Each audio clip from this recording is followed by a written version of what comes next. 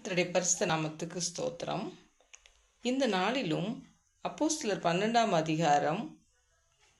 அதிகாரத்திலே கொடுக்கப்பட்டுள்ள ரோதை என்கிற பெண்ணை குறித்து ஒரு சிறிய தகவலை நாம் பார்ப்போம்.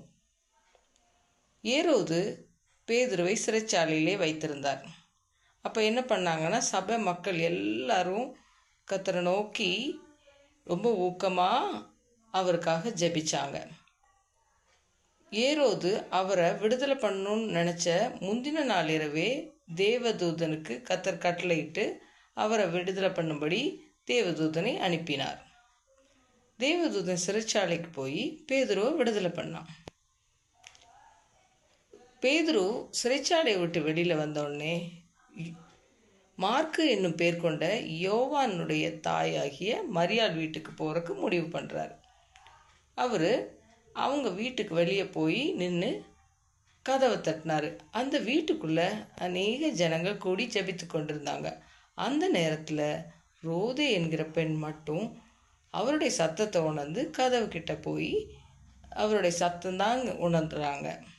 வீட்டில் உள்ள ஜனங்கள்கிட்ட போய் அவர் தட்டினதுக்கு கதவை கூட திறக்காமல் இந்த சந்தோஷத்தில் ஜனங்கள்கிட்ட போய் பேதுருவு தான் வந்திருக்காரு அப்படின்னு சொன்னாங்க.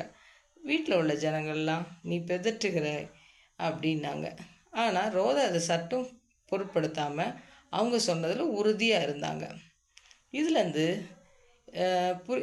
தேவன் நமக்கு கற்றுக் கொடுப்பது என்னென்னா, அவரையே நோக்கி பார்க்கும்போது அவர் ஏற்ற வேளையிலே நன்மை செய்கிற தேவனாக இருக்கிறார்.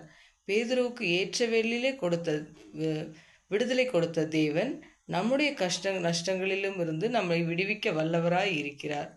அதே போல் ரோதை என்னும் பெண் தான் சொன்ன விஷயத்தில் ரொம்ப உறுதியாக இருந்தாங்க.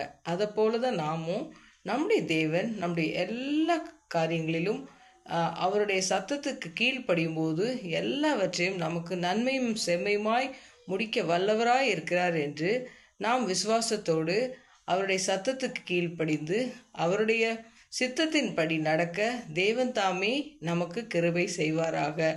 எல்லா காரியங்களிலும் தேவன் நம்மை வழி நடத்துவாராக. ஆமேன்.